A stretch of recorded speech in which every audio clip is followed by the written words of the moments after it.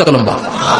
ওই দরজায় যে বিশ্বনবী নক করবেন এরকম, আউয়ালু মান কারাআ বাবাল জান্নাহ, সর্বপ্রথম জান্নাতে নক করার সাথে সাথে ফাফুতিহা বাবুল জান্নাহ, জান্নাতের দরজা খোলা হবে। ফেরেশতারা বলবে মান আনতা, কে আপনি? বিশ্বনবী বলবেন আনা মুহাম্মদ সাল্লাল্লাহু আলাইহি, আমি মুহাম্মদ। ফেরেশতারা বলবেন আপনার জন্যই দাঁড়ায় আছে। আল্লাহ বলে দিয়েছে আপনার আগে কারো জন্য যেন এই দরজা খোলা না হয়। ওয়ালা সাউফা ইউতিকা রাব্বুকা ফাতারদা, ও নবী অচিরে এমন এমন জিনিস আপনারে দান করব, এগুলো পেয়ে আপনি খুশি হয়ে যাবেন। চিল্লায় পড়েন আল্লাহু আকবার। এরপরে বিশ্বনবীর আল্লাহ তিনটা অনুগ্রহের কথা স্মরণ করায় দিচ্ছেন। আলাম ইয়াজিদকা ইয়াতীমান ফাআওয়া, বিশ্বনবীকে তিনটা অনুগ্রহের কথা স্মরণ করায় দিচ্ছে কে? এরপরে তিনটা কর্মসূচি দিবে, শুনবেন? কষ্ট হচ্ছে? শেষ করে দেই। তিনটা অনুগ্রহ কয়টা? এরপরে কর্মসূচিও তিনটা, যেরকম কয়টা? অনুগ্রহ নাম্বার 1, আলাম ইয়াজিদকা ইয়াতীমান ফাআওয়া, ও নবী আমি কি আপনার ইয়াতীম অবস্থায় পাই নাই, তারপরে লালন পালনের ব্যবস্থা কি করি নাই? বিশ্বনবীর আশ্বস্ত করে বলতেছেন নবী আপনি ছিলেন ইয়াতীম, কি ছিলেন? তো আমি তো আপনার লালন পালনের ব্যবস্থা করে দিয়েছি, যেখানে আপনার বিপদ ওখানে তো আমি আছি, তো হতাশ হন কেন? হতাশ হওয়া যাবে না, নিরাশ হওয়া যাবে না, হাল ছাড়া যাবে না, ভরসা রাখতে হবে কার উপর? বিশ্বনবী ইয়াতীম ছিলেন, জানেন সবাই। মায়ের পেটে থাকতেই বাবা নাই, 6 বছর বয়সে মা নাই, দাদার কাছে মানুষ হলেন, 8 বছর বয়সে দাদাও নাই, চাচার কাছে মানুষ হলেন, তার মানে ইয়াতীম ছিলেন, ঠিক না? আপনি ইয়াতীম ছিলেন, আমি আপনার আশ্রয় দিয়েছি। এরপর আল্লাহ 2 নম্বর অনুগ্রহের কথা বললেন, ওয়া ওয়াজাদাকা দাল্লান ফাহাদা, ও নবী আপনাকে আমি পথহারা পথিকের মতো ঘুরতে দেখেছি, তারপরে সঠিক পথ দেখিয়ে দিয়েছি। ওয়াজাদাকা দাল্লান, আমি আপনাকে গোমরা অবস্থায় পেয়েছি, এরকম বলা যাবে?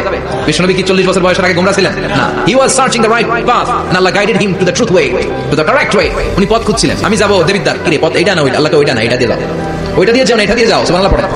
পথ খুঁজছিলেন, এইটা যাবে না ওইটা, কোনটা আমার পথ, এইটা না ওইটা? ফাহাদা, আল্লাহ বললেন এইটা না ওইটাই চলো, সুবহানাল্লাহ পড়ে। আমাদেরকে পথ দেখায় কে? আমি যদি কোনদিন পথ ভুলে যাই, হাতছানি দিয়ে কাছে নিও, মমতার বন্ধনে আমায় বেঁধে সব ভুল ক্ষমা করে দিও। পড়েন আমিন। আমরা পথ হারালে পথ দেখায় কে? আবার তাফসীরে এসেছে আপনি হারিয়ে গিয়েছিলেন, আমি আপনাকে ফিরিয়ে দিয়েছি। পাহাড়ি কোন একটা রাস্তায় বিশ্বনবী ছোটবেলা হারিয়ে গিয়েছিলেন, আল্লাহ তাআলা বিশ্বনবীকে আবার চাচার কোলে ফিরিয়ে দিলেন। এই বর্ণনাটা দুর্বল, সঠিক মত হচ্ছে বিশ্বনবী পথ খুঁজছিলেন, সঠিক পথ, আল্লাহ বিশ্বনবীকে সঠিক পথ দেখালেন, সুবহানাল্লাহ পড়ে। 3 নম্বর অনুগ্রহ, ওয়াজাদাকা আইলান ফাআগনা, আপনি ছিলেন নিঃস্ব, টাকা পয়সা ছিল না। তাফসীরে এসেছে ফাআগনা বিখাদিজা, খাদিজার মাধ্যমে আমি আপনাকে ধনী বানায়া দিয়েছি। বিশ্বনবী কিন্তু টাকা পয়সা ছিল না, জানেন? ছাগল চড়াতো, কাউবয়, মা মিন নাবিয়্যিন ইল্লা রাআল গানাম, ছাগল চড়াতেন। এরপরে খাদিজাতুল কুবরার স্টাফ হিসেবে, কর্মচারী হিসেবে ক্যারিয়ার শুরু করলেন। এরপর বিজনেস ম্যাগনেট হিসেবে শুরু করলেন। খাদিজাতুল কুবরার সাথে যখন বিয়ে হয়ে গেল, খাদিজাতুল কুবরা তাহেরা সব সম্পদের মালিক বিশ্বনবী বানাই দিলেন। আল্লাহ বলেন তোমার তো কিছু ছিল না নবী, খাদিজার মাধ্যমে বিয়ে পড়িয়ে দিয়ে আমি তোমারে ধনী বানিয়ে দিলাম। 3টা অনুগ্রহের কথা স্মরণ করালো কে? 3টা অনুগ্রহের কথা স্মরণ করিয়ে দিয়ে এবার বিশ্বনবীর 3টা ওয়ার্ক প্ল্যান দিবেন। কয়টা ওয়ার্ক প্ল্যান? কয়টা কর্মসূচি? 3টা, শুনবেন।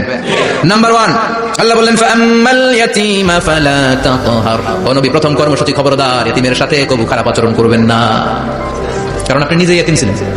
নিজে কি ছিলেন? কথা কম। এতিম এলাকায় আসেনি? এতিমরা সমাজের সবচেয়ে সুবিধা বঞ্চিত মানুষ, এতিমের সাথে খারাপ আচরণ করবেন না।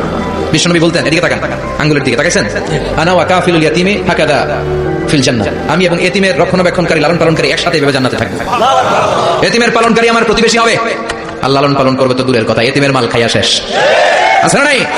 ইন্নাল্লাযীনা ইয়াকুলুনা আমওয়ালাল ইয়াতামা যুলমান ইন্নামা ইয়াকুলুনা ফি বুতুনিহিম নারা ওয়া সায়াসলাউনা সাঈরা। তুই এতিমের মাল খাস, তুই এতিমের সম্পদ খাস না, তুই জাহান্নামের আগুন পেটে ঢুকিয়েছিস। এতিমের সম্পদকে সে রক্ষণাবেক্ষণ করে দিয়ে এতিমের একটা ব্যবস্থা করে দিবে, ওইটা না, এতিমের সম্পদ মাইরা খায় ফেলায়।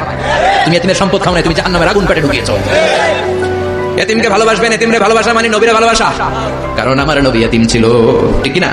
এতিমের মাথায় হাত বুলিয়ে দিবেন। আল মাসহু, খেয়াল করেন, আল মাসহু আলা রাসিল ইয়াতীম ইউজিলু কাসওয়াতাল কলব, এতিমের মাথায় হাত বুলিয়ে দিলে হৃদয়ের কাঠিন্যতা দূর করে দেয় কে? এক সাহাবী এসে বললেন ইয়া রাসূলুল্লাহ